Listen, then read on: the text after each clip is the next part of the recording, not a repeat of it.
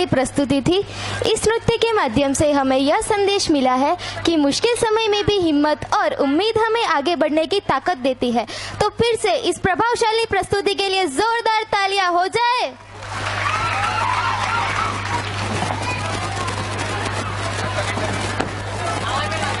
મારું નામ રાઠોડ પ્રિયાબેન સંજયસિંહ છે।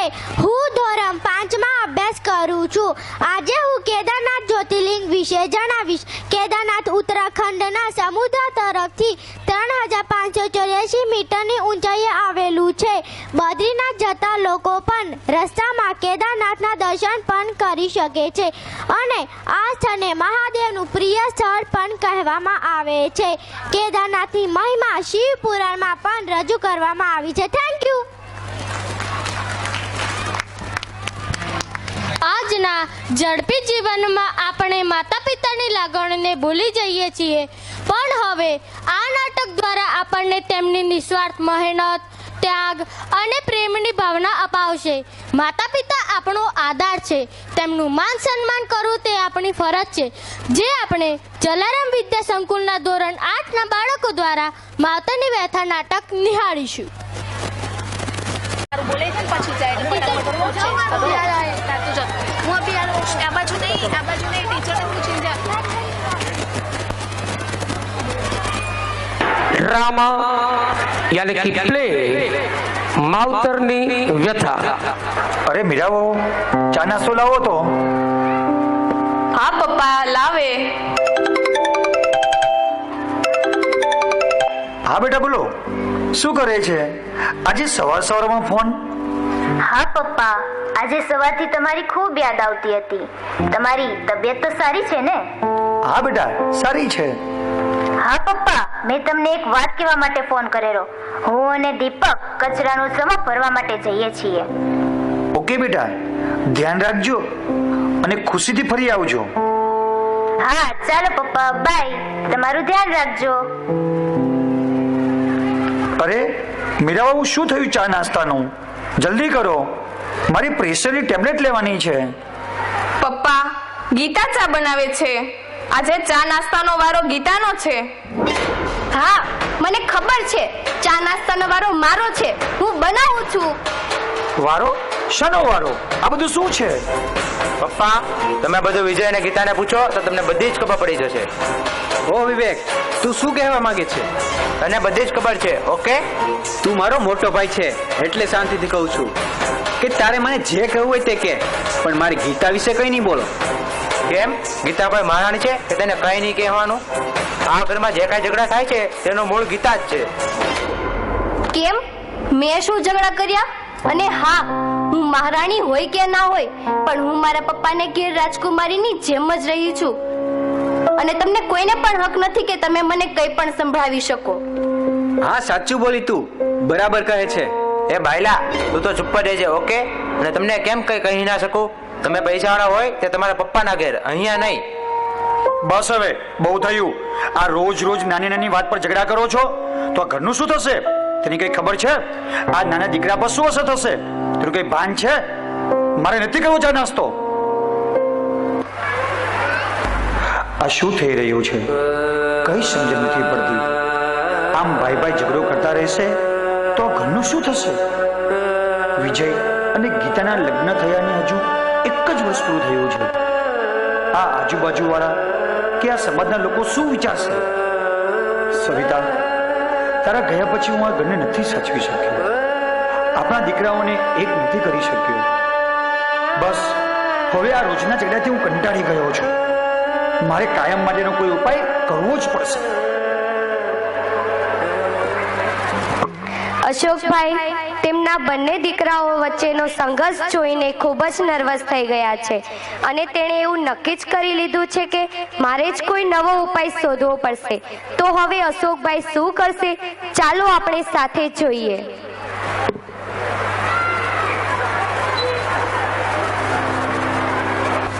ઓહ, આજે તો રસોઈમાં ગીતા બહુનો વારો લાગે છે। હા, આજે બપોરની રસોઈનો વારો ગીતાનો અને સાંજની રસોઈનો વારો મારો છે। ભાભી, પપ્પાએ તમને પૂછ્યું નહીં ને? તો પછી મને બોલવા દો ને, તમે શા માટે વચ્ચે બોલો છો? હા પપ્પા, બપોરની રસોઈ હું જ બનાવું છું. બેટા તમે આમ તારો મારો વારો કરવામાં જુદા પડતા જાઓ છો. જો તમે બંને સાથે મળીને રસોઈ બનાવશો ને તો એની મીઠાશ કઈ અલગ જ હશે.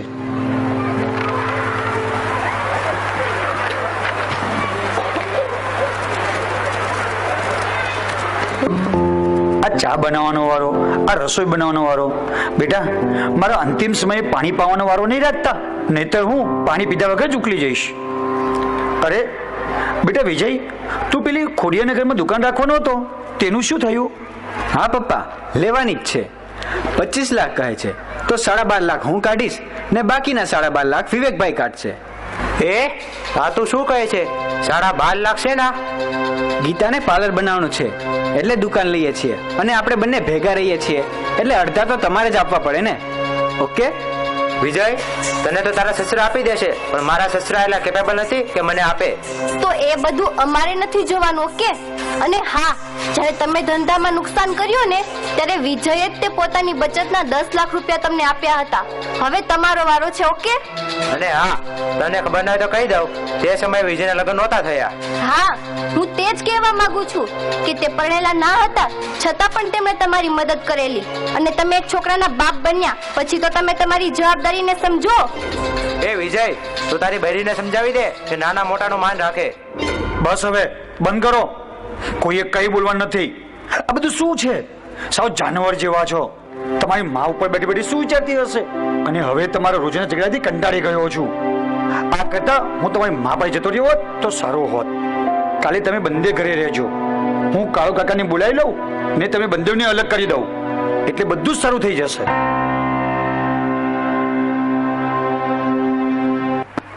અશોકભાઈ કંટાળીને નિર્ણય લઈ જ લીધો લાગે છે કે બંને ભાઈને અલગ મૂકવાનું નક્કી કરી લીધું છે અને ગામના વડીલ મિત્ર કાળુભાઈને પણ બોલાવી લીધા છે. ચાલો આપણે આગળ જોઈએ અશોકભાઈના પરિવારનું શું થશે. હા કુંજ બેટા, શું કહે છે બેટા તું? દાદા મને લેસન કરાવવાના. હા બેટા, લેસન કરી લઈએ. આજે કયા વિષયમાં તને લેસન આપ્યું છે? આજ મને ગુજરાતી વિષયમાં લેસન આપ્યું છે. દાદા દાદા અલગ થવું એટલે શું? બેટા કાલે આપણે ઘરનું ચિત્ર બનાવ્યું હતું ને, તે કાગળ લઈ આવો.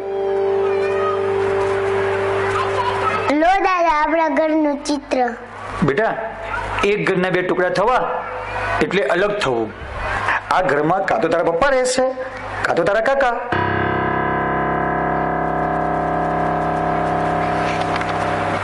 ઘરમાં ઝઘડો થવાથી બાળકોના માનસ પર સી અસર થતી હશે આપણે જોયું. નાનો દીકરો પણ પોતાના દાદાને પૂછી રહ્યો છે કે જુદા થવું એટલે શું. અશોકભાઈએ દીકરાને તો સમજાવી લીધો પણ ઘરની પરિસ્થિતિ કેવી રીતે સંભાળશે, ચાલો આપણે આગળ જોઈએ. કેમ છો અશોકભાઈ? કેમ છો કાળુ કાકા? કેમ છો કાળુ કાકા? અશોકભાઈ, કેમ તમે આવો નિર્ણય લીધો છે? હજુ વિજયના લગ્ન થયાને 1 વર્ષ પણ નથી થયું. મારે જુદા નથી કરવા, આ બંનેને જુદા રહેવું છે. ઘરમાં કામની વહેંચણી થાય છે, પોતાની બચત પણ અલગ અલગ કરવા લાગ્યા છે, એટલે હું જ આ ઘરના ભાગ પાડવા માંગુ છું. જો આ ઝઘડો કરીને ભાગ પાડશે ને તો આ સમાજમાં બદનામી થશે તે અલગ. હા પપ્પા, આ વાત સાચી છે. હું જ કહેવાનો હતો પણ આ વાત તમે જ કહી દીધી. મને પણ ગીતાએ 6 મહિના પહેલા જ કીધેલું હતું પણ મેં એની વાતમાં ધ્યાન ન આપ્યું. પણ હવે મારાથી પણ નહીં રહેવાય. જોયું આ બધે જુદા થવા કેવા ઉતાવળા થાય છે ને તમે મને સમજાવો છો. કાળુભાઈ, જમાનો બદલાયો છે. ઝઘડાઓ તો આપણા પણ થતા હતા પણ હવે આ લોકોમાં ભાઈચારાની કોઈ ભાવના નથી રહી. જવા દો આ વાતને. તમારે બંને જુદા જ થવું છે ને તો બોલો કઈ રીતે જુદા થવું છે તે કઈ વિચાર્યું છે? હા, બંને વચ્ચે વાત થઈ જ છે. આ ઘરના 40 લાખ મૂક્યા છે, જે લેશે તે બીજાને 20 લાખ આપશે અને બીજી બધી વસ્તુનો ભાગ નક્કી જ છે. જોયું કાળુભાઈ, તમે સમજી ગયા હશો પરિસ્થિતિ કેટલી બગડી છે તે માટે મારે આ ફેસલો કરવો પડ્યો. આ બંને દીકરા વચ્ચે લાગણી નથી રહી એનું મને બહુ દુઃખ છે. સારું, તો પછી અશોકભાઈ બંને ભાઈઓને અલગ કરી દો. બેટા તમે વસ્તુના ભાગ તો પાડ્યા પણ હવે મારે કોની સાથે રહેવાનું છે એ તો કહો. પપ્પા, તમે 6 મહિના મારી સાથે અને 6 મહિના વિજય સાથે રહેજો. ના પપ્પા, આ 6 મહિના કંઈ નહીં. હવે આખી જિંદગી તમારે મારી સાથે જ રહેવાનું છે. ચાલો તમે મારી સાથે તમારી બાકીની જિંદગી અમારી સાથે ખુશીથી પસાર કરજો. ના બેટા ના, દીકરીના ઘરનું પાણી પણ ના પીતા હોઈએ તો હું કેવી રીતે રહી શકું? હા પપ્પા, ચાલો અમારી સાથે. એમ પણ મારી પાસે તો બાળપણથી જ માતા પિતાનો છાયો નથી. મને પણ એક વડીલની છત્ર છાયા મળશે. પપ્પા, હવે એવું ન હોય કે દીકરીના ઘરનું પાણી પણ ન પીવાય. પપ્પા, મને તમારો દીકરો સમજી લો, પછી તો આવી શકશો ને? ના બેટા ના. વિજય, વિવેક, બોલો હવે મારે પહેલા 6 મહિના કોની સાથે રહેવાનું છે? પપ્પા, પહેલા 6 મહિના વિવેક સાથે રહો અને પછીના 6 મહિના મારી સાથે. એ ભાઈ એ મોટો હું છું ને, હું નિર્ણય લઈશ કે પપ્પાને પહેલા 6 મહિના કોની સાથે જવાનું છે. પપ્પા, તમે પહેલા 6 મહિના વિજય સાથે જાઓ, પછી હું રાખીશ. વિવેક, આમ કરવા કરતા ટોસ ઉછાળીએ. જે જીતશે તે કહેશે કે પહેલા 6 મહિના પપ્પા કોની સાથે રહેશે. યસ, હું જીતી ગયો. હવે હું નિર્ણય લઈશ કે પપ્પા તમારે પહેલા 6 મહિના કોની સાથે જવાનું છે. પપ્પા, તમે પહેલા 6 મહિના વિજય સાથે જાઓ. બેટા, આખી જિંદગી હું ભાડે રહ્યો છું. આ ઘર, પેલું ઘર, એમ ઘર બદલતો રહ્યો છું.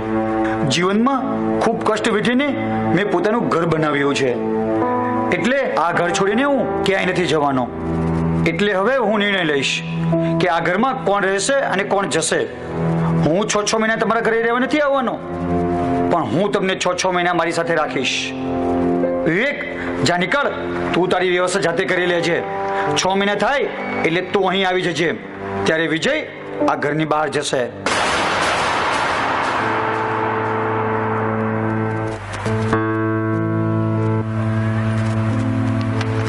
દાદા,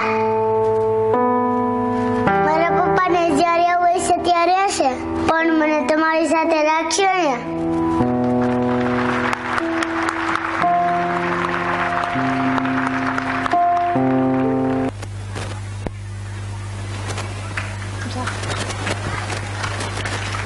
તો દોસ્તો, આ નાટક પરથી આપણને શીખવા મળ્યું કે હવેથી આપણે માતા પિતાનું માન રાખીશું, તેમની લાગણીઓને સમજીશું અને જીવનભર તેમનો આધાર બનીશું. તો આ સુંદર પ્રસ્તુતિ માટે તાળીઓના ગડગડાટ સાથે આ બાળકોને અભિનંદન પાઠવીશું.